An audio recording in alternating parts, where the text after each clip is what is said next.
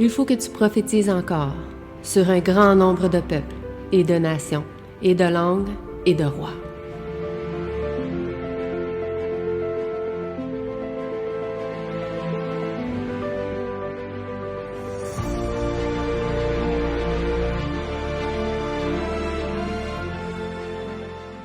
Donc, bonjour à tous et à chacun. Bon, ça va ce matin. Donc, aujourd'hui, nous allons continuer et terminer notre étude sur la parabole. Donc, on est rendu à la parabole du semeur. Et nous allons donc continuer cette parabole. Il était la semence parmi les épines sur la bonne terre. Donc, si vous vous rappelez, la semaine passée, nous avions parlé ensemble de deux types de sols. Est-ce que vous vous rappelez c'est quoi les deux types de sols que nous avions vus ensemble? Le sol fertile et le sol infertile. OK. Pierreux. Pierreux. Oui. Puis l'autre? Non. Sur le bord du chemin. Oui. On a vu lui sur le bord du chemin, lui pierreux. Aujourd'hui, on va voir lui de la bonne terre et lui parmi les épines. OK? Qu'est-ce que symbolisait ce terrain pierreux puis ce bord de chemin? Cette terre sur le bord du chemin. Ces semences sur le bord du chemin. Qu'est-ce que ça symbolisait? Que la parole de Dieu ne s'affaisse pas. Amen. Ça, le soleil Les brûle. le brûle. Exactement. Oui, celui sur le bord du chemin, c'est ça. Le soleil les brûle, les oiseaux viennent les manger. On a vu que c'est Satan. Ça représentait Satan. Satan, quand une semence est plantée dans le cœur, mais que la personne est, on l'avait vu, incrédule à la parole, eh bien, Satan vient picoter cette graine pour la détruire. OK? Et l'autre, c'est le sol pierreux. Le sol pierreux, c'est un sol où, en fait, la racine a de la difficulté à poser des fondements. C'est une personne qui est très frivole, qui est inconstante dans sa foi et qui la voit comme une joie, mais qui rapidement va se détourner du chemin parce qu'elle n'a pas de fondement, en fait. Elle a accepté beaucoup le message par des sentiments, par une joie vraiment inexprimable, mais qui, avec le temps, se détériore, en fait, parce qu'elle n'est pas fondée. Aujourd'hui, eh bien, on va continuer ces sols-là en parlant du sol où il y a des épines, OK? Ou le sol où il y a du blé de livret, on peut dire ça. Et ce sol où il y a la bonne terre. OK? Donc, avant de commencer, on va prier ensemble. Et par la suite, eh bien, on pourra entamer cette leçon. Prions.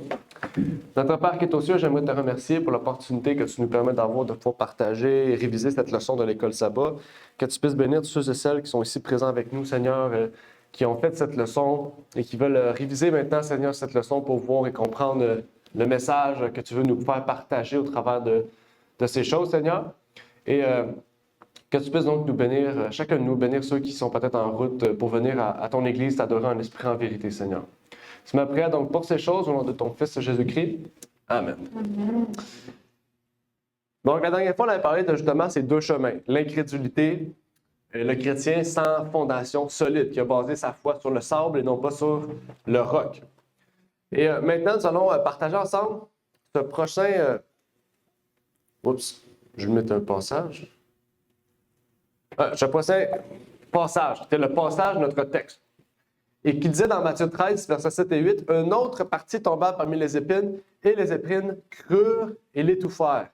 Et une autre partie tomba dans la bonne terre et rapporta du fruit. Un grain en rapporta 100, un autre 60 et un autre 30. » Donc, c'était notre texte. Si vous avez lu les passages, c'était les passages de soutien de la leçon. Matthieu 13 en faisait partie et il y en avait d'autres. Il y avait Marc aussi, il y avait d'autres, Luc aussi, qui en parlaient. On va revenir parce que vraiment, dans chacune des épîtres, des évangiles, en fait, on retrouve vraiment des spécificités propres à chacun des terrains qui sont très importantes à pouvoir se rappeler. Donc, la première question, eh bien, c'est que signifient les épines? Qu'est-ce que la Bible nous relate? Qu'est-ce que le livre de Matthieu, de Marc et de Luc nous partage en lien avec le terrain où il y a des épines? Ici, on a parlé, c'est ça, un autre tomba parmi les épines et les épines crurent et l'étouffèrent. Donc, on parle ici d'un terrain où les graines n'ont pas assez d'oxygène pour pouvoir grandir et fleurir, arriver à maturité.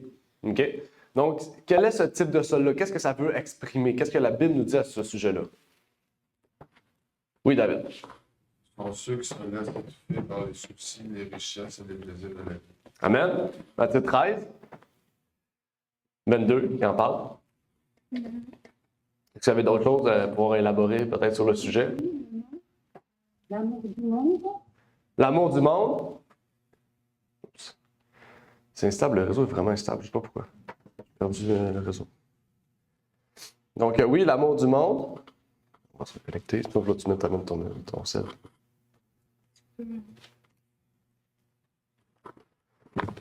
Oui, donc oui, l'amour du monde. Amen. L'amour du monde était effectivement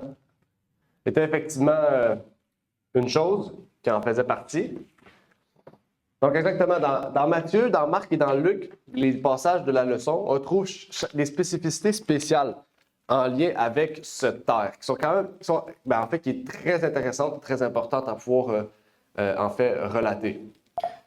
Dans Matthieu 13, verset 22, le passage que David a pu partager, ou résumer, on peut y lire « Et celui qui a reçu la semence parmi les épines, c'est celui qui entend la parole, mais les soucis de ce monde et la séduction des richesses étouffent la parole et elle devient infructueuse.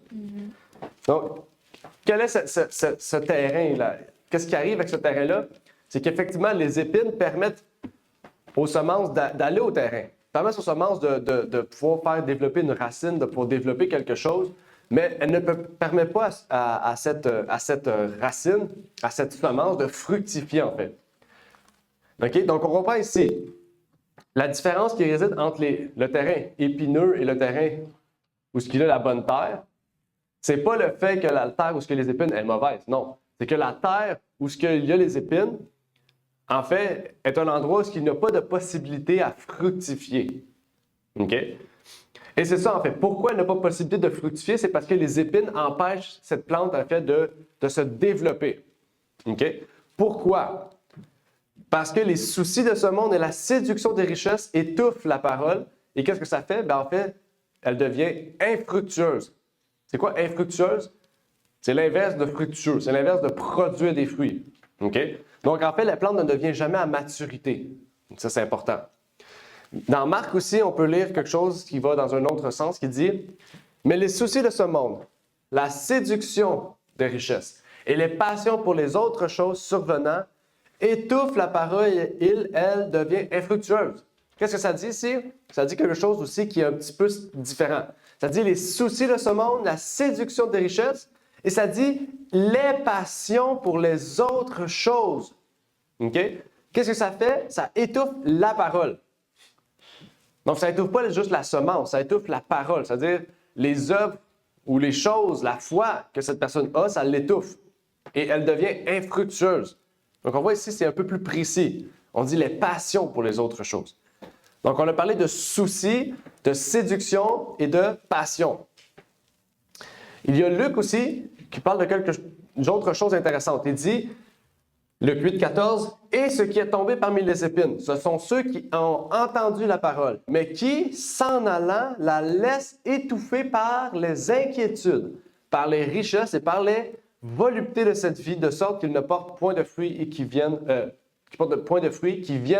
à maturité. » Donc, qu'est-ce qu'on voit ici? On voit que ce terrain épineux, qui est une bonne terre, qui est un endroit où on peut bâtir une bonne fondation. Okay? En fait, même si la fondation est bonne, les choses qui entourent la vie de cet individu, de ce type de chrétien-là, en fait, empêchent la production de fruits. Marc 4, verset 7. En fait, sa mondanité, vient à étouffer la foi qu'il a. Okay? Donc là, ce terrain-là, c'est quelque chose de spécial, parce que ça ne veut pas dire que c'est des gens qui ont une mauvaise fondation ou qui sont dans le sol pierreux. Non, ils peuvent avoir une bonne fondation dans la vérité, mais pourtant les choses de la vie vont étouffer leur foi. C'est important, parce que ça nous concerne. OK? Ça veut dire que même si on observe le sabbat, même si on sait la vérité sur plein de choses, c'est pas ça qui va nous sauver. C'est notre foi. Puis si les choses de ce monde viennent entacher notre foi, on se retrouve dans ce terrain épineux. OK? Parce que ce terrain épineux, c'est pas écrit qu'une mauvaise terre. C'est une bonne terre. C'est juste qu'il y a quelque chose qui l'entrave. La différence avec le terrain de la bonne terre, parce que la bonne terre, c'est qu'il n'y a rien qui entrave sa production. Mais le terrain où il y a une bonne terre, l'autre terrain où il est épineux, ça ne dit pas qu'il y a une mauvaise terre. C'est une bonne terre. Mais il y a quelque chose qui entrave la production de fruits dans sa vie, qui entrave sa maturité spirituelle. C'est quoi? Les épines. OK? Ça veut dire que les épines rabaissent toujours cette personne-là. Donc ça, c'est important dans notre vie de se dire quel terrain que je suis. OK? Parce qu'on peut se dire, je ne suis pas, moi, lui, sur le bord de la route. J'ai une foi affermie. Je ne suis pas cette personne-là pierreux parce que j'ai une foi affermie dans la vérité. Alors, on a un choix. Soit qu'on est sur le terrain épineux, soit qu'on est sur la bonne terre. Et c'est là, en fait, que je pense que la majorité de ceux qui sont parmi nous, on se retrouve. Est-ce qu'on est parmi ceux du terrain épineux ou ceux du terrain de la bonne terre? C'est à nous, personnellement, de voir notre vie, notre expérience, de dire qu'est-ce qui pourrait m'empêcher de produire des fruits? Qu'est-ce qui pourrait m'empêcher d'être un arbre rempli de fruits, un bel arbre? C'est ça, en fait, la question qu'on doit se poser. Lui, il y avait Maria qui voulait Je veux dire qu'on partager. doit faire les blindes, les voitures blindées, Oui, blindé, oui. mais on doit devenir blindé Ouais. avec l'armoire Oui. pour les épines dégager, partir d'où elles viennent. Amen, oui, très bel exemple. C'est exactement ça qu'il faut. C'est pour ça que c'est important de porter l'armure du chrétien. Parce qu'on peut partir d'un terrain épineux à une bonne terre, mais on peut retourner dans un terrain épineux si on n'a pas la bonne armure pour nous protéger des choses de ce monde. Puis c'est très important en tant que chrétien. Parce que ceux qui sont dans la vérité, ou ceux qui recherchent la vérité plutôt, puis qui veulent toujours rechercher à être dans la vérité, qu'est-ce qui va nous amener le plus à nous empêcher de produire des fruits, de grandir spirituellement? C'est pas le fait qu'on soit dans une terre pierreuse. Parce qu'on ne sera sûrement pas là. Si on croit en la vérité, puis on est des chercheurs de vérité, on ne peut pas être dans le terrain sur le bord de la route et pierreux. C'est impossible. Parce que ceux qui recherchent la vérité puis qui y croient vont avoir un fondement solide. C'est ce que la Bible nous dit. Hein? Ceux qui ont Christ comme fondation, qui croient la vérité, ont un fondement solide. Donc la question pour nous ne réside pas dans les 2 premiers terrains, mais dans les 2 derniers terrains. Parce qu'on vit dans un monde où, aussitôt que vous sortez de cette porte-là, nous sommes épris par le monde. Nous avons des collègues de travail qui ne sont pas chrétiens, des amis à l'école qui ne sont pas chrétiens, des amis sociaux qui ne sont pas chrétiens. Toute notre vie réside, même dans notre propre maison, on a des choses qu'on fait entrer qui ne sont pas chrétiens. Toutes ces choses-là, c'est ce qui nous empêche de produire les fruits que Christ veut pour nous. Et c'est là qu'on peut tomber dans le terrain épineux. OK? Ici, si ce terrain épineux-là nous a affermis vraiment, dans le sens qu'il nous a vraiment rabaissé dans la production de maturité, on peut se retrouver là dans un terrain pierreux, c'est-à-dire se détourner de la vérité. OK? Mais la première étape, c'est toujours, si on remarque, c'est toujours le pire au moins pire. Hein? Il y a le bord du chemin, après ça pierreux, après ça épine, après ça la bonne terre. C'est la même chose avec le chrétien. On peut partir du terrain de bord de chemin puis finir sur le terrain, sur la bonne terre. OK? Donc, il faut faire très attention. OK? Parce qu'en 2025, le christianisme est devenu une mode. OK? C'est une mode être chrétien aujourd'hui. OK? Tandis qu'à l'époque, être chrétien, c'était un risque pour la vie. OK? Tu pouvais perdre ta vie physique. Tu étais persécuté. Les gens qui devenaient chrétiens à l'époque de Paul, c'était pas pour être à la mode. C'était parce qu'ils savaient que c'était la vérité. OK? Pour nous, ça doit être la même chose. On devient chrétien parce qu'on croit que c'est vrai. Pas parce que c'est à la mode, puis parce que c'est nice, parce que maintenant, on a de la bonne musique de rap, puis de rock, puis de heavy metal, puis on voit que les chrétiens qui sont à la radio populaire, puis qui font des gros stages où on peut payer 300$ pour voir un autre chrétien qui chante. C'est absurde, c'est la pire absurdité. Puis toutes sortes de choses, c'est pas ça, être chrétien. Être chrétien, c'est vraiment de se dire, quand je deviens chrétien, je sais que les positions que je vais avoir ne seront pas en accord avec la société. Ça sera des positions marginalisées, en fait. OK? Bon, quand on voit qu'est-ce qui se passe en politique, où ce qu'on dit que, par exemple, des partis politiques sont mis de côté pour des positions, on doit se dire que nous, c'est la même chose. Dans la société, on sera mis de côté par nos positions. OK? C'est plate, mais c'est comme ça. Le christianisme a toujours été marginalisé par la société. OK? Donc, c'est une question qu'on doit se poser. OK? Oui, Claude. Sur les réseaux sociaux, on dit que la prière est à la mode. Là, les jeunes embarquent là-dedans. Puis là, ils propagent cette idée-là que c'est la mode De prier. de prier sur, Ben oui. dans ce style-là. Ouais. C'est rendu fou. Oui, c'est quelque chose. Oui. C'est toutes des questions qu'on doit se poser. Puis il y a tellement de questions. Tu sais. Est-ce que les chrétiens, on parle à l'époque du Christ, par exemple, est-ce que les chrétiens, c'était des gens qui étaient des buveurs? Est-ce que c'est des buveurs?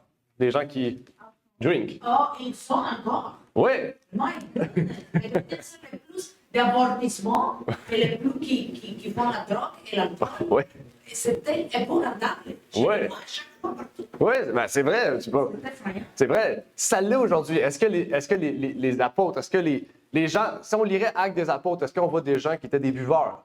Non. Est-ce qu'on voit des gens qui étaient des gens frivoles, impudiques, immodestes? Non. Les apôtres, les disciples du Christ, c'était des gens qui étaient modestes, des gens qui étaient pieux dans leur foi. OK? Est-ce que c'était des gens qui détruisaient leur santé? Bien sûr que non. Paul leur recommandait à Timothée des remèdes naturels pour se soigner. OK? Ils n'allaient pas voir les magiciens faire des concoctions puis appeler les esprits pour les guérir. Non. OK? C'est pour vous montrer la balance et la contrebalance. OK? Qu'aujourd'hui, le christianisme est devenu une mode. À l'époque, c'était un risque pour leur vie. OK? Pour montrer que être chrétien, c'est vraiment, c'est un appel vraiment de se différencier du monde. C'est pas juste un principe de foi, c'est pas dire moi je suis chrétien, moi je suis bouddhiste. Non, c'est un principe qui régit notre vie et qui vraiment nous change et nous transforme. OK? Parce que la Bible appelle les chrétiens qui sont sur les épines. Vous savez comment la Bible appelle les chrétiens qui sont parmi les épines? Hypocrite. Hypocrite, OK, c'est un mot fort. Il est un peu plus gentil que ça. Là. La personne qui l'appelle, il est plus gentil que ça. Infidèle, OK. Incrédule, lâche, OK. Insoucieux. Ouais, OK. On va aller lire Apocalypse. Peut-être vous allez voir cela. Dans Apocalypse 3,15, ça dit « Je connais tes œuvres, je sais que tu n'es ni froid ni bouillant. Oh, si tu étais froid ou bouillant. » Dans la Bible, il y a 3 types de foi. C'est-à-dire la façon dont on pratique notre foi, la façon dont nous sommes croyants. Il y a le froid, le tiède et le bouillant. OK? Et on voit ceux qui sont parmi les épines. OK? Moi, j'ai écrit qu'ils étaient froids, mais en me rendant compte de ça, on sait que dans l'époque où on est, les gens, ils sont tièdes. OK? Les gens sont tièdes. Ça veut dire que la tiédeur, c'est entre le froid et le chaud. Ça veut dire que tu n'as pas de zèle pour le Christ et en même temps, tu n'as pas de paresse pour le Christ. C'est-à-dire que tu es dans l'entre-deux. Tu penses que qu'est-ce que tu fais dans ta foi, c'est c'est parfait, c'est correct. Tu n'as pas besoin de plus, tu n'as pas besoin de moins. Dans la place où tu es, tu n'as pas besoin de rien d'autre. Les gens qui vont apporter quelque chose pour te dire « Ah, ben, tu devrais faire attention à ça. » Non, moi, je suis correct. Je suis dans la situation que je suis correct. C'est-à-dire que dans ta situation, tu te sens à l'aise puis tu penses que tu n'as pas besoin de plus. Tandis que Timothée dit reprenez, corrigez, etc. Okay? De la tiédeur, c'est un état qui est catastrophique parce qu'elle pense qu'elle a tout ce qu'il lui faut, mais c'est le contraire, elle lui manque tout ce qu'elle a de besoin. Okay? Et on a vu ça, dans Apocalypse 3, on voit ça, ça dit tu es aveugle, tu es nu, tu ne vois pas. Okay? Tu es dénudé. Ça dit que Jésus va donner des choses, OK? Jésus va donner la robe de la justice. Il va te oindre des yeux du collyre. OK? La société à laquelle on est, le christianisme d'aujourd'hui, est un christianisme qui est insoucieux de la vérité, en fait. Qui se sent bien dans la situation à laquelle elle est. OK? Ça veut dire qu'elle ne recherche pas la vérité, qu'elle ne recherche pas non plus à sortir de son erreur, mais qu'elle se sent bien où est-ce qu'elle est, puis qu'elle reste où est-ce qu'elle est, puis que tout ce que les personnes vont lui dire pour lui dire « Ben, fais attention, mon frère, à ça, c'est pas une vraie doctrine. Ah, je suis correct pour moi. Pourquoi je changerais? Je suis bien dans ce que je suis. » OK? C'est-à-dire qu'on se croit parfait, on se croit on se croit dans la vérité pure, et qu'on ne recherche pas, en fait, vraiment à s'améliorer, à produire des fruits. OK? Je ne sais pas si vous comprenez, mais c'est ça, en fait. Exactement. OK? Parce que Il a donné plaisir à Dieu, à Yahweh Père, parce que c'est ça, nous sommes faits pour lui donner plaisir. ben oui, Et exactement. nous faisons le contraire. Ah oui, c'est ça, exactement. Il est toujours triste. Nous. En fait, c'est ça. En fait, le christianisme se complaît dans sa situation. Il se sent bien dans la situation qu'elle est. Parce qu'elle dit qu'aujourd'hui, nous avons la liberté de faire tout ce qu'on veut. Et en plus, nous avons la liberté de moderniser le christianisme. De mélanger la modernité et Jésus. OK? Puis pour eux, c'est l'ultimatum de la perfection. Donc le christianisme n'a pas besoin d'aller mieux, on a tout. Parce que pour eux, qu'est-ce qui s'est passé à l'époque de Jésus? C'était une époque qui devait être révolue. Pour eux, l'époque du protestantisme, où ce que Martin Luther, tous ces gens-là ont été persécutés par l'Église, pour eux, c'est une époque qui devait être révolue. Aujourd'hui, on est cette époque révolue pour eux. Aujourd'hui, cette époque, on est à une des meilleures époques du christianisme pour la plupart des chrétiens. Parce qu'on a la liberté d'expression, parce qu'on a la liberté religieuse, parce qu'on produit toutes sortes de musique, toutes sortes de choses, on peut mélanger la mondanité et le christianisme. Tandis qu'on est à l'époque où les chrétiens ont le plus besoin de Jésus, en fait. Parce qu'on est à l'époque la plus catastrophique que l'humanité a connue. Matthieu 24 dit qu'avant que Jésus revienne, on sera dans un état pire qu'à l'époque de Noé. Puis hier, on parlait de ça, justement, du déluge. Puis dans la Bible, le déluge, c'est représenté comme une époque tellement catastrophique que Dieu doit détruire la terre. Donc, c'est pas n'importe quelle époque. OK? C'est pas n'importe quelle époque. C'était une époque terrible à l'époque du déluge. Mais Jésus dit, à la fin des temps, ça va être pire que le déluge. OK? Trouvera-t-il la foi? Exactement. OK? Donc, il faut se dire, c'est quoi la foi? C'est ça la question qu'il faut se poser. Qu'est-ce que la foi? Ce n'est pas une question qu'on va répondre, mais personnellement, quand vous allez sortir d'ici cet après-midi, posez-vous cette question-là. Qu'est-ce que la foi? Qu'est-ce que réellement la foi? Qu'est-ce que la Bible dit sur la foi? C'est quoi la base, le fondement de la foi? OK? C'est des questions qu'on doit se poser. Il y a un passage de l'Esprit de prophétie qui dit des chrétiens qui entrent dans des associations mondaines se font du tort à eux-mêmes et en induisent d'autres en erreur. Ceux qui craignent Dieu ne peuvent choisir sans dommage la compagnie des impies. Dans ces sociétés, ils se trouvent placés sous l'influence de principes et de coutumes du monde. En vertu des habitudes engendrées par ces associations, ils se conforment de plus en plus aux manières de vivre du monde. Leur amour pour Dieu se refroidit et ils perdent le désir de communier avec lui. Ils deviennent spirituellement aveugles. Ils ne voient plus la différence entre le transgresseur de la loi et ceux qui craignent Dieu et observent ses commandements. Qu'est-ce qu'il dit? Plus que nous nous associons au monde. Comment on s'associe au monde? Comment? D'après vous, quels sont les types d'associations mondaines qu'on peut avoir? Les entreprises. Les entreprises, professionnellement, en entreprise chrétienne et non chrétienne. Les relations de mariage, je pourrais dire. Oui, les relations maritales. Amen. Les relations amicales. Les loisirs. Tout ça, ça ne veut pas dire que c'est mal. Dieu ne dit pas que c'est mal. Dans le sens, ça ne veut pas dire que c'est mal, par exemple, faire une activité avec un non-chrétien. Mais quand ça devient une habitude de fréquenter des non-chrétiens, dans toutes les activités de notre vie ou toute notre vie, surtout professionnelle, Dieu interdit les relations professionnelles entre des chrétiens et non-chrétiens. Okay? Ça, dans la Bible, c'est interdit. Okay?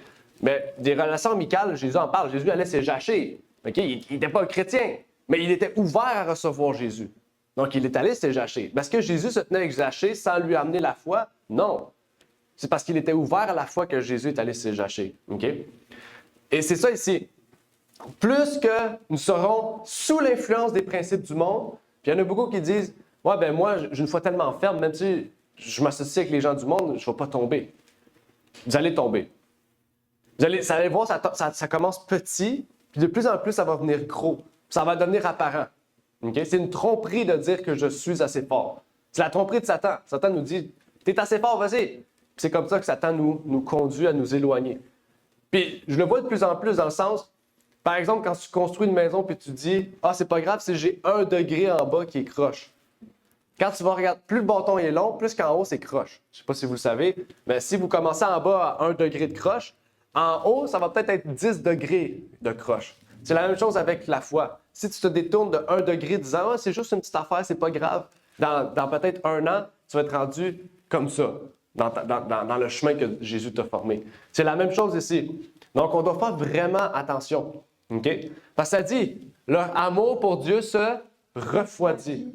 OK? Puis dans la Bible, la froideur, c'est la paresse, l'inertie, l'apathie. Et dans l'esprit, c'est quelqu'un qui a perdu sa chaleur chrétienne, son foi chrétien, son désir de rechercher la sainteté. C'est ça la froideur. La froideur, c'est quoi? Ne plus désirer rechercher la sainteté. C'est quoi les épines déjà? Les épines nous empêchent de maturer dans notre chrétienté. Ça veut dire qu'on peut avancer dans notre foi chrétienne, puis tout d'un coup nous détourner parce qu'on se mondanise, puis retourner en bas de l'échelle. Puis peut-être aller jusqu'au terrain, le premier terrain, sur le bord du chemin. OK? Donc il faut faire très attention. Très attention. OK? Dans Luc 21, verset 34, on peut lire « Prenez donc garde à vous-même de peur que vos cœurs ne soient appesantis par la débauche. » C'est quoi la débauche? C'est l'excès des sens. Okay? Par l'ivrognerie, par les inquiétudes de cette vie, et que ce jour-là ne vous surprenne subitement. Quel est le jour? Le retour de Jésus-Christ. Jésus nous avertit ici. OK? Oups, c'est pas le bon texte. Jésus nous avertit ici. Bon, là, c'est le bon texte. Il nous avertit ici. Il nous dit quoi? Les excès de sens, l'ivrognerie, les inquiétudes de cette vie peuvent et vont nous amener à ne plus voir le retour de Jésus, ne plus comprendre, ne plus voir les signes du retour de Jésus. Comme Lénoël le dit, de mélanger ceux qui suivent Dieu et ceux qui ne suivent pas Dieu. C'est-à-dire de prendre le bien en mal et le mal en bien. OK? Jésus le dit. On ne peut pas dire « Non, c'est pas vrai ». Jésus dit « Prenez garde à vous-même ». Il faut veiller, en fait. Il faut être toujours conscient. OK? Et c'est très important parce que on ne peut pas éviter ça. Jean nous dit « Vous allez être du monde, vous allez être parmi le monde sans prendre part aux choses du monde. » OK? Donc, obligatoirement, on va devoir faire partie d'un monde païen. C'est sûr. On va devoir fréquenter des païens, bien sûr. Mais fréquenter dans un milieu de travail, mais fréquenter dans un milieu, peu importe le milieu, c'est différent de se tenir avec des gens de cette vie-là, qui sont une vie différente de nous. OK? Est-ce que vous connaissez des distinctions qui existent, ou qui devraient exister plutôt, entre le christianisme et le monde? Quand je dis des distinctions, c'est des distinctions dans la vie pratique. Est-ce qu'il y a des distinctions dans notre vie pratique en tant que chrétien qu'on devrait vraiment séparer du monde? Dire, ça c'est chrétien, ça c'est pas chrétien. D'après vous, quelle est la liste? Oui, Maria. Le comportement. Amen. C'est la première chose. Oui, Maria, elle va lister la liste, là. Elle a dit 2 points importants.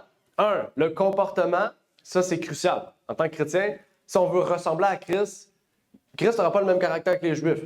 OK? Première chose. Deuxième chose, elle a parlé de l'habillement. Important. La façon dont extérieurement nous sommes reflète le Christ. Okay? Si on s'habille comme une évergondée, ben on ressemble plus à Jézabel qu'à Jésus. Okay? Puis, c'est important, c'est pas juste les femmes, c'est les hommes aussi. Okay? On dit souvent les femmes, les femmes, les femmes. Oui, parce que la société a créé chez les femmes un objet sexuel qui n'a pas été fait chez les hommes. Oui, c'est vrai. Satan utilise cet objet-là ou cette identité-là chez la femme pour provoquer la société. Okay? Mais les hommes aussi, on doit faire attention. La façon dont on s'habille aussi, on doit faire attention. Okay? Il y a plusieurs choses. Langage, la façon dont on parle aussi, les mots qu'on utilise, les jurons. Mais pas seulement on peut avoir toujours comme des paroles positives, même dans des situations quand même assez... Juste toujours avoir une sorte d'optimisme en quelque sorte, de pouvoir être en mesure de le montrer que comme même si on traverse une épreuve mondaine, par exemple dans une entreprise, on est capable de passer à travers ça. Donc côté langage, toujours avoir un langage positif, comme Jésus. Amen. Les jurons aussi. Amen. Quoi d'autre? Tu as un collègue de travail qui a de la difficulté, mais on peut s'arrêter pour lui donner un coup de main. Oui. Aider le souci des autres, aider son prochain. Amen. Quoi d'autre? La musique. Oui, c'est vrai. La musique qu'on écoute doit être différente du monde. C'est vrai. Oui, Sœur Mireille? Ben, quand on est obligé d'être dans le monde, des fois il y a des boiseries, des choses comme ça, eh ben, nous, on ne peut pas participer à rire à ces choses. On ne peut pas parce que nous, on vit pas on vit dans la pureté, quoi, hein. Et puis, c'est surtout notre vie vécue. Parce que les gens, ils nous regardent vivre. Et notre vie vécue, elle parle plus que nos parents. Amen. Amen. Effectivement, les actions aussi qu'on fait doivent être différentes. Comment on agit aussi doit être différent du monde. Okay? Les choses à laquelle, comme M. Mireille a dit, les choses à laquelle on participe aussi. Okay? Parce que si tu te retrouves dans des lieux où c'est un lieu mondain, puis tu te dis chrétien, les gens vont dire ben, qu'est-ce que tu fais là? Okay? Puis il y a des lieux qu'on pense que c'est correct, mais qu'on ne devrait pas aussi. Ça se peut, hein, aussi. Mais ça c'est délicat parce que Jéhu chaque fois, il a confronté les gens lui critiquaient pourquoi tu visites ces personnes-là et pourquoi tu dépenses temps avec eux. Nous, on doit faire la même chose. Oui. Les chrétiens qui sont au bar de l'Est, tous les gays, lesbiennes, pour vraiment évangéliser. Évangéliser dans une place que c'est sauvé avec les chrétiens, c'est pas plus facile, mais de sortir pour aller où se trouvent les lesbiennes et les homosexuels, les drogués, ça c'est une autre histoire. Et vraiment, parfois je l'ai fait moi-même. Oui. Ouais, ben, Ça ne va pas dire que je suis chrétienne méchant. non. Ouais, Mais tu vois qu'est-ce que tu as dit, c'est intéressant, c'est le but à laquelle tu vas là est différent. Tu comprends? Même en tant que chrétien, tu ne vas pas là-bas pour boire, tu vas là-bas pour faire l'œuvre du Christ, tu comprends? Pour aller chercher les gens où est-ce qu'ils sont. Comme tu dis, Jésus le fait. On doit le faire. OK? Mais je pense pas que c'est l'appel de tout le monde, parce qu'un ancien alcoolique et chrétien, Dieu ne va pas l'envoyer là. Mais si Dieu t'appelle, puis j'ai un ami en France, c'est ça qui est arrivé, il s'est levé un matin, puis Dieu l'a envoyé dans un bar. Puis il a dit, ben moi, je n'irai jamais dans un bar. Puis finalement, il est allé dans le bar, puis il a retrouvé un ancien ami qui avait un besoin profond. Puis il a parlé avec, puis finalement, cette personne-là s'est convertie à Jésus par cette rencontre dans le bar. OK? Mais c'est pas... Le monsieur que je parle, c'est pas un ancien alcoolique, c'est pas une personne qui buvait. Non, c'est une personne qui n'a jamais été dans un bar parce qu'il savait que c'était mal. Mais parce que Dieu l'a appelé à y aller, il est allé. OK? Donc, je pense que les circonstances aussi, les raisons pour lesquelles on y va, c'est là qu'il va nous montrer c'est quoi le but? T'sais, on va-tu là-bas pour évangéliser ou là-bas pour boire? C'est là on doit faire attention. Merci, Maria, pour la profondeur puis la spécificité. Oui, avec Claude aussi. On aurait pu prolonger la question aussi. Parler du christianisme mondain. Ouais. Ça, c'est notre. C'est le monde, pareil, là, quand tu vois les choses qui se passent dans certaines églises. Là, c'est l'abomination, finalement. Là, oui, tout à fait. Ouais. Tout à fait. Oui. Oui, donc il y a beaucoup de choses. Il y a beaucoup de choses à laquelle le Christ nous appelle, à nous différencier. OK? On a parlé de plusieurs aspects. Oui, on a parlé par exemple du caractère. Moi, j'ai marqué caractère moralement humain puis caractère moralement divin. Parce que les humains ont une moralité. Vous avez remarqué, la moralité humaine, elle change selon les lois du pays. Si le pays dit, bon, ben aujourd'hui, l'homosexuel, c'est légal, bon, ben aujourd'hui, l'homosexuel, c'est bien. Mais pourtant, 10 ans en arrière, c'était mauvais parce que le gouvernement disait que c'était mauvais. Donc, il faut dire qu'aujourd'hui, la moralité humaine se base sur des lois humaines. Tandis que nous, on se base sur une loi divine qui n'a jamais changé en 6000 ans. Amen. Noé croyait à la même chose qu'on croit. On devrait croire à la même chose que Noé. Amen. OK? Amen. Donc ça, c'est très important. OK? Si Paul allait dans les synagogues, c'est pas juste pour évangéliser, c'est pour adorer Dieu. Et nous, on doit faire la même chose. Donc, sinon, il y a une contradiction claire. OK? Il y a plusieurs aspects. On a parlé de la norme on pourrait dire, de beauté extérieure. Dieu nous parle d'une norme de beauté qui est intérieure. On ne doit pas se concentrer sur notre beauté extérieure, mais sur notre beauté intérieure. Ça ne veut pas dire qu'on doit tout être laid, non. Dieu va nous donner de la beauté naturelle à des gens. Mais si on se concentre sur notre beauté extérieure plutôt qu'intérieure, ben c'est la même chose. On va attirer les gens qui se concentrent sur la beauté extérieure plutôt qu'intérieure. C'est ça qu'on va attirer à nous. Posez-vous cette question-là. OK? Aussi, les gens du monde prônent la superficialité. Superficialité, ça veut dire futilité. Des choses inutiles, futiles. OK? Tandis que Dieu prône la simplicité et l'utilité devant Dieu. Dieu nous dit, tout ce que vous faites devra être utile et dans la simplicité. OK? Donc, si j'ai le choix entre une belle voiture, à, je sais pas, à 10 000 j'essaie de choisir la même voiture pour 20 000 parce qu'elle a des grosses roues larges, une belle couleur, des belles lumières, toutes des choses futiles. Mais c'est la même chose dans la vie en général. Dieu nous dit, prenez quelque chose qui est bon, qui est utile, qui va durer, mais pas qui va être rempli de choses inutiles, qui va vous coûter 40 000 de plus, pour rien. C'est des choses qu'on doit réfléchir. Pour la vanité. Exactement, la vanité. OK? On veut que les gens nous disent « Wow, c'est beau! » Wow! Une belle chose. Ah, merci, hein, j'ai travaillé fort pour ça. C'est ça qu'on veut, hein? C'est ça qu'on veut comme réponse. Ça nous montre aussi un autre point important. Nos actions ne doivent pas être régies par nos émotions, mais doivent être régies par notre intelligence, notre sagesse, qui vient de qui? De Dieu. La Bible dit « Recherchez la sagesse d'en haut », et Dieu a dit « Si tu crains Dieu, tu recevras l'intelligence ». Donc, Dieu veut que nous soyons intelligents et sages et non pas émotionnels. Et ça aussi, c'est un problème. Dans la société d'aujourd'hui, nous sommes très émotionnels. Nous agissons basés sur nos émotions. OK? Pourquoi? Parce qu'on nous enseigne ça. On nous dit, écoute ton gut. C'est quoi le gut? C'est... Ton feeling. Ouais, ton instinct, c'est ça. Écoute ton instinct. OK? Écoute ton instinct. C'est la pire chose, parce que l'instinct, ça peut être autant de Satan que de Dieu. OK? Mais Dieu dit, écoute ta tête. Ça veut dire, écoute l'intelligence que Dieu t'a donnée. Écoute la sagesse que Dieu t'a donnée. Prie et Dieu te donnera la sagesse. OK? Donc ça, c'est très important. L'inverse, le monde prône le manger et le boire, mais Dieu prône la tempérance, le contrôle, la maîtrise de soi dans tous les aspects de notre vie. OK? C'est important. Dieu prône la sobriété et le monde prône la drogue. OK? J'ai marqué « etc. » parce qu'il y en aurait plusieurs, puis je pense que vous en avez cité plusieurs. On pourrait aussi parler de la sexualité sexuellement active, tandis que Dieu prône la pureté devant Dieu, devant les hommes. OK?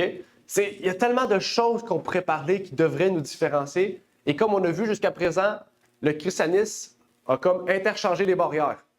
Tout ce qui est bien vu est mal vu, tout ce qui est mal vu est bien vu. OK? On doit faire très attention. OK? Et c'est les jeunes qui sont le plus visés par ça. Hein? C'est les jeunes. Parce que les émissions de télé, les films, tout est construit pour entacher le cerveau de la jeunesse. Les livres aussi. L'éducation aussi. Hein? À l'école, on a les cours de sexualité maintenant au primaire. Là. Okay? Donc, c'est pour vous dire que, je dis primaire, genre vraiment ma première année. Là. Okay? Je l'ai eu en 6e année, mais maintenant, c'est encore plus jeune. Okay? Mais c'est pour vous dire, aujourd'hui, depuis notre pure enfance, on nous lave le cerveau. On nous éduque dans la façon dont le gouvernement veut qu'on pense. OK? Après ça, on dit qu'on est neutre. On parle de la neutralité politique, c'est faux. OK? Oui, ça, Maria. Je voulais ajouter que la mutilation aussi vers les enfants pour changer les sexes et aussi les filles qui veulent être un homme ici plus grand, là-bas plus grand. Parce que la création de Yahweh Père, c'est parfaite. Oui. Alors pourquoi couper un organe, un muscle ou un tendon pour les refaire à la manière humaine qui va faire le corps mal fonctionner, fonctionner mal. Ouais. Et en plus, ça va apporter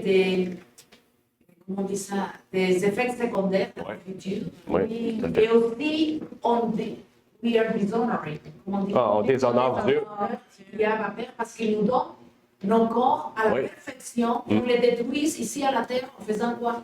Pour la vanité? Oui. Oh, come on, give me a break. Tout à fait. En plus, c'est ça, il y a de plus en plus d'études qui révèlent justement les problèmes reliés au changement physique, je pourrais comment dire, le botox et tout ça, quand on gonfle les lèvres, les sous. Oui. Mais il y a de plus en plus d'études qui montrent les dangers de ça. Parce que quand on les fait grossir, on pense que les médecins disent que ça sort du corps. Mais on a découvert que ça ne sort pas du corps, ça reste dans le corps. Ça ne s'élimine pas, le corps n'élimine pas ça. Donc, plus que tu en fais, plus que tu augmentes ton risque de cancer et de maladies graves dans ton corps. OK? On commence à découvrir ça. OK? C'est pour ça qu'il faut faire attention. Avec les nouvelles technologies, les nouveaux médicaments, les nouvelles choses qui sortent, il faut toujours laisser un temps de répit. On apprend ça même à l'école. En informatique, nous, on apprend ça. Quand une nouvelle technologie sort, il faut attendre 5 ans. pour s'assurer qu'elle soit stable et véridique et qu'elle fonctionnelle. On fait la même chose dans notre vie. Pas parce que c'est nouveau, on l'achète tout de suite. Okay? Parce que c'est populaire. On doit attendre pour être sûr qu'est-ce que ça en est, les répercussions qu'il doit y avoir. Ça, c'est réfléchi. OK? Il y avait Sœur Mireille. Moi, je pense qu'en tant que chrétien, il faut beaucoup prier pour que le Seigneur nous donne la force. Parce que, moi, personnellement, je n'ai aucune force. Hein. Ma force, c'est le Seigneur Jésus là, qui me la donne. Parce que c'est notre combat spirituel. Et puis, il faut se garder aussi. Moi, je n'ai pas de télévision, ça ne m'intéresse pas. La télévision, c'est le monde à la maison. Vous appuyez sur le bouton, vous avez tout le monde. Vous voyez tout devant vos yeux les oranges du péché. Alors, il y a aussi notre part. Hein. On est vraiment à la fin des temps, enfin, c'est pire que c'est une apostasie épouvantable. Hein. Alors, il faut veiller et prier. Il faut veiller et prier. Parce que c'est notre combat spirituel. Puis c'est dur parce qu'on nous met de côté. Alors, on souffre un peu, quand même. Hein. Alors, je pense que si vraiment on a l'amour pour la parole de Dieu, eh ben, on demande la force à Jésus, parce que plus ça va venir, plus on en aura besoin. Amen, amen. Amen. Merci, Sœur Mireille. Très, très important, très intéressant ce que tu as pu relater. C'est vraiment essentiel dans notre vie en tant que chrétien. D'être toujours sur nos gardes, de prier. Quand Jésus dit prier constamment, c'est pas juste pour le plaisir de prier. C'est parce que la prière est un moyen de sécurité pour nous. C'est exactement, une protection. C'est une communication qu'on a directe avec Dieu. Okay? Donc, c'est essentiel, okay, pour chacun de nous en tant que chrétien. Quand on sort des limites que Dieu nous donne, excusez-moi, frère Claude, quand on sort des limites que Dieu nous donne, on trouve les dangers, Exact. les problèmes. On doit rester toujours dans les limites que Dieu nous donne, parce Exact. que vraiment, il nous aime d'une manière jalouse, d'une manière sainte et jalouse. Oui. Amen, amen, amen. Oui, frère Claude. Les romans aussi, on doit faire attention. On va éviter, parce qu'on ne pas juste d'être Harry Potter, puis quand ça sortit. Ça a englobé beaucoup de gens. Ça, puis il y a bien d'autres aussi, des romans à savoir, des choses qui vont balayer le dialogue. Oui, tout à fait. Puis en plus, qu'est-ce que je peux dire? Même les romans, c'est pire que des fois une émission de télé et un film. Hein? Parce que les romans, les mots sont plus puissants qu'une image. Tu sais, une image a une limite, mais des mots n'ont pas de limite. Tu peux utiliser des mots très puissants, très précis pour décrire une idée. Ben, c'est pire parce que le roman t'apporte à imaginer la scène. Donc, par exemple, tu lis un livre qui parle de différentes choses, d'une scène d'un meurtre. Il peut le décrire tellement avec violence, puis tu te l'imagines, que ça peut être pire qu'une image. Parce que l'image, tu vois le meurtre, ça va être quoi? Ça va être du sang, ça va être des couteaux et tout. Oui, ça fait mal. Mais le roman, tu te l'imagines. Quand tu te l'imagines, ça veut dire que tu le penses, tu vas le garder en esprit. Okay? Ça reste plus ancré un roman qu'un film. Parce qu'un film, c'est une image, ça passe. T'sais. Mais un roman, tu te l'imagines, tu vas le vivre, le roman. Là. Souvent, c'est fait pour ça. Un bon roman, c'est fait vraiment pour que comme si tu le vivais, le roman.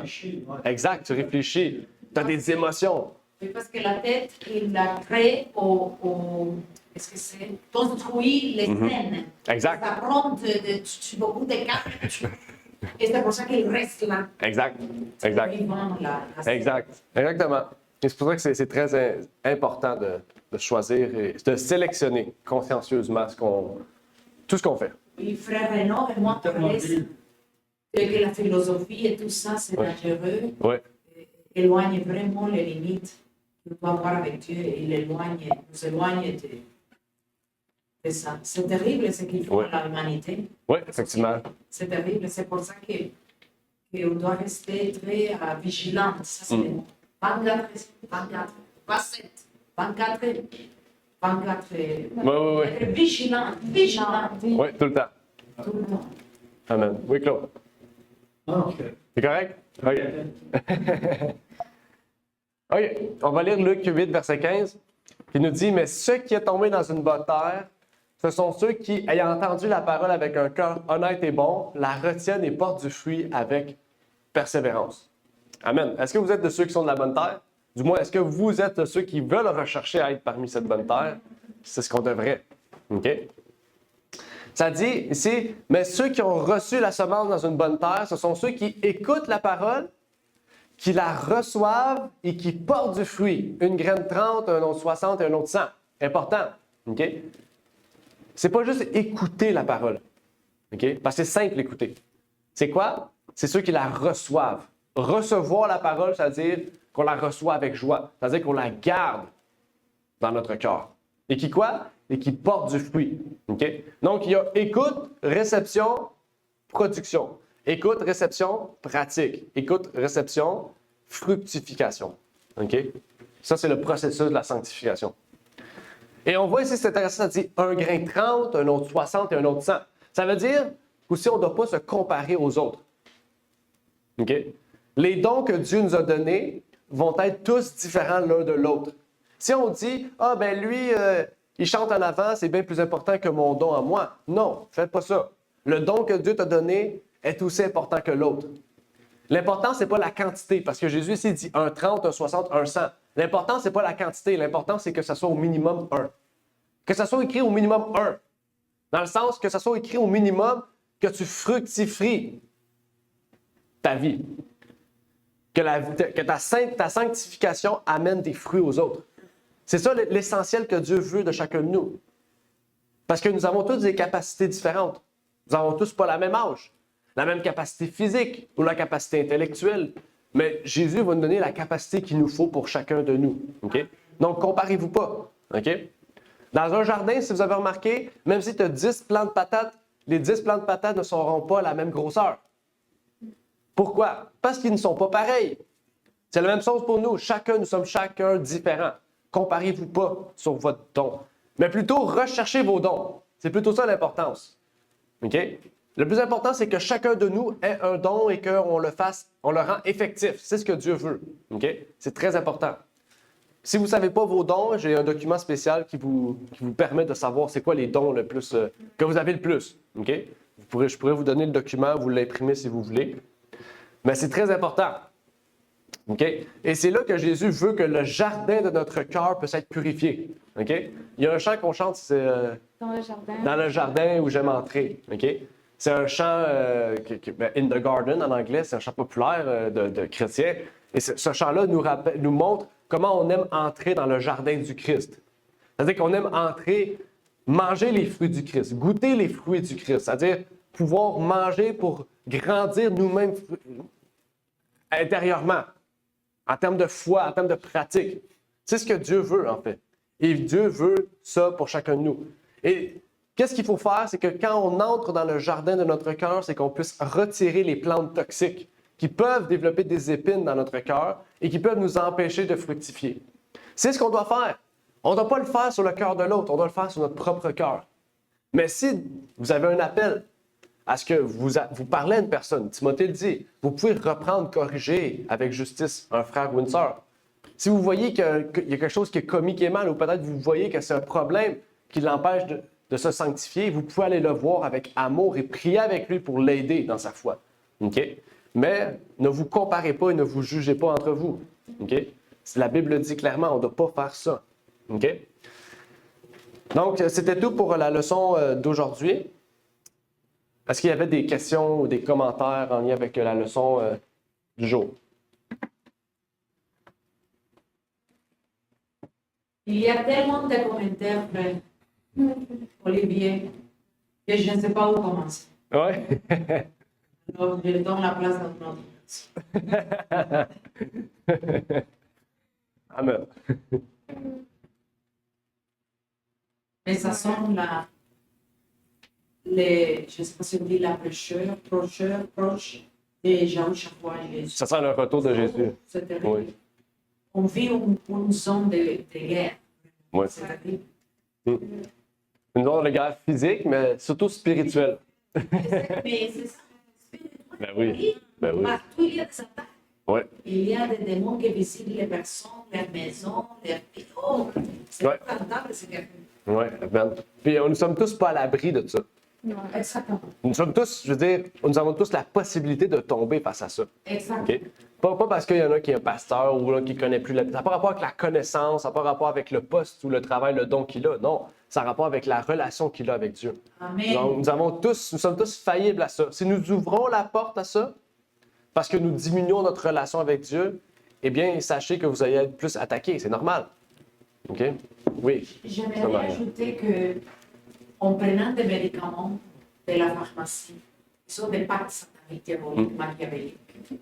Et malheureusement, les démons rentrent chez milliards de maisons dans le monde entier parce que les médicaments, c'est une manière d'éloigner les mondes de Yahweh. On doit faire attention parce que la nature, il a tout pour nous guérir. Et on ne doit pas Dépendre, oui, exactement. oui, de ce type d'outils pour se guérir. C'est terrible parce que je vois en général les gens très déconnectés de Yahweh à cause qu'ils prennent 15 pilules par jour, 25 pilules par jour. Imaginez-vous la quantité de pilules que les gens prennent. Oui, oui. Et à chaque hébergement, les personnes qui donnent des pilules aux personnes qui habitent là-bas, ils sont très disciplinés. Ils ne manquent rien jamais. Ils peuvent manquer n'importe quoi, mais les pilules doivent être données à cette personne. C'est terrible. C'est terrible comment ils ont empoisonné. Oui, exactement. Ils ont décrit une dépendance à ces médicaments-là. C'est fou. Effectivement. La Bible en parle dans l'Apocalypse. Hein. La Bible, dans l'Apocalypse 8, il parle il y a le mot pharmakeia dans l'Apocalypse. Pharmakeia, exactement. Witchcraft, oui, exactement. Sorcellerie, OK? Pharmakeia dans la Bible, c'est la sorcellerie. Parce qu'à l'époque, c'est le terme qui était appliqué aux sorciers. Quand ils utilisaient des concoctions pour amener la guérison, mais des hallucinations puis des effets secondaires. C'est la même chose. Oh, un dernier commentaire, notre sœur Mireille voulait partager. Je voulais partager parce que je vois en 41 ans que je suis avec Jésus, et ben, plus j'avance, plus je cherche à lui plaire, plus je me rends compte que j'ai beaucoup à avancer parce que comme les fruits de l'esprit, tout ça, il n'y a pas que la tempérance, il y a l'amour, la joie, la paix et tout. Et ben moi, je m'aperçois qu'il y a encore beaucoup de travail dans ma vie, quoi. Alors, je pense que c'est une marche, quoi, une marche. Chercher à... Je demande au Seigneur qu'il me montre que je ne me rends pas compte. Des choses, par exemple, banales, des choses simples de la vie, quoi. Alors, c'est une marche, Seigneur, pas à pas, il nous fait avancer avec lui. Et moi, j'ai soif de lui ressembler. Amen. Voilà. Amen. Merci, sœur Mireille, effectivement. Que nous puissions marcher toujours dans la présence du Seigneur, que nous ne puissions pas nous détourner, surtout pas dans les temps qu'on vit, c'est les derniers temps. Je ne sais pas si vous savez, cette semaine, Donald Trump a parlé, quand il a élu Ben Carson comme le nouveau chef d'État pour la liberté religieuse, il a dit, en rigolant, il a dit bientôt nous allons revenir avec un pays où la religion domine l'État. Il a dit bientôt nous allons avoir un pays où l'Église et l'État vont travailler ensemble. Puis après ça, il dit de toute façon c'est une blague parce qu'on prône la liberté. Il a dit ça comme ça, en riant. Mais c'est dans son projet 2025, c'est ça qu'il veut faire, unir l'Église et l'État ensemble. À ramener un État religieux, okay? Et non pas un État laïque, où l'Église est séparée de l'État. Okay? C'est ce que la Bible nous prophétise. C'est ce que la Bible nous prophétise pour nous amener vers la marque de la bête, nous amener vers cette prophétie. Donc la fin arrive très proche. Okay? Comme Sœur Maria a dit, les signes des temps nous montrent que Jésus revient bientôt, mais aussi les prophéties nous montrent que Jésus revient bientôt. Okay? Donc, nous devons vraiment nous préparer à recevoir Jésus-Christ. Nous préparer vraiment. Et c'est pas de nous préparer dans le sens, oh, je vais aller dans un bunker avec un fusil puis me préparer. Non. Non. Spirituellement, nous devons nous préparer. Okay? Spirituellement. Oui, on a des efforts, je veux dire. physiquement à nous préparer. OK? Comme Mais répondre- spirituellement, c'est le centre de notre attention. Et comme répondre aussi, comme David, il avait répondu à Goliath, toi tu viens avec ton armure, tu viens avec ton épée, tu viens, mais moi je viens au nom de l'Éternel. Parce qu'il savait vraiment que Dieu peut tout. Donc même pour nous qui allons vivre ces moments-là, on n'a pas besoin de telle chose, mais nous savons que nous devons préparer notre foi, qu'elle soit vraiment plus ferme avec Dieu. Amen. Amen. OK. Terminons par une courte prière. Notre Père qui est aux cieux, nous te remercions, Seigneur, pour cette opportunité que tu nous as permis de pouvoir partager ce sujet ensemble. Tu nous montres à quel point, Seigneur, il est dangereux pour nous en tant que chrétiens de pouvoir tomber dans les épines, Seigneur, de peut-être mélanger notre foi avec la mondanité qui nous entoure, Seigneur. Et tu vois aussi les difficultés que nous avons peut-être dans notre vie, mais donne-nous la force, donne-nous la puissance de pouvoir être solide face au mondanisme, à la mondanité qui nous entoure, Seigneur. Et c'est pas pour rien que tu as donné une église, Seigneur. C'est pour que nous puissions nous aider entre frères et sœurs, nous conseiller, Seigneur, pour que nous puissions prier l'un pour l'autre. Jacques dit, allez partager vos fardeaux avec vos frères et sœurs. Okay? Donc, que tu puisses, Seigneur, nous donner cette faculté-là, ce désir-là, pour vraiment révéler que l'Église n'est pas un besoin optionnel, mais un besoin primaire, Seigneur, et que l'Église, c'est chacun de nous, Seigneur. Et donc, que nous puissions nous entraider entre frères et sœurs. Et ce n'est pas nécessairement ceux qui sont ici avec nous, mais ceux aussi qui sont avec nous sur Zoom, Seigneur, ou sur Google Meet, ou qui n'ont pas pu venir aujourd'hui. Prions pour ces gens-là. Encourageons-les, Seigneur, à pouvoir savoir qu'ils ont des amis en toi, Seigneur. Que nous sommes une famille et qu'une famille se tient ensemble, coude à coude, Seigneur, pour se tenir ferme devant l'ennemi, Seigneur, pour créer une forteresse si solide et si puissante, Seigneur, que l'ennemi ne peut traverser cette porte, Seigneur. Donc, que nous puissions, Seigneur, être comme cela, être cette bonne terre, Seigneur, où un fondement solide est, où tu puisses nous permettre de fructifier, Seigneur, de grandir comme un arbre grandiose, Seigneur, avec toutes sortes de fruits, Seigneur, pour que nous puissions être pour toi, mais pour les autres aussi, une lumière, Seigneur. Un sentier, Seigneur, pour que nous puissions les guider, Seigneur. Donc, puisses-tu nous bénir, nous exhorter, et c'est ma prière donc pour ces choses, au nom de ton Fils Jésus-Christ. Amen. Merci d'avoir écouté cette vidéo. Si vous désirez rejoindre l'œuvre au Québec, veuillez nous contacter par email à asjh1889 de Terrebonne @gmail.com et via Facebook à commercial ASJH1889 de Terrebonne. Merci à vous et que Dieu vous bénisse.